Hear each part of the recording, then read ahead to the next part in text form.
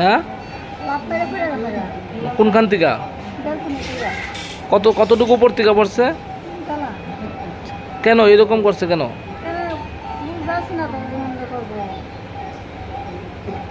কি নাম? নেহারানী মোদক। বয়স কত? উনি কি এমনি তো অসুস্থ? কি রোগে উনি অসুস্থ? এরপরে কে হসপিটাল আনছে?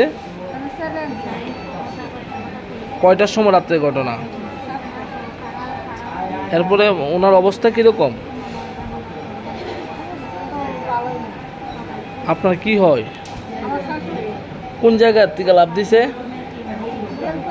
মানে কোন আবাসন থেকে? কোন আবাসন এটা? মানে বিবেকানন্দ আবাসন। আপনি কি এই আবাসনেই থাকেন?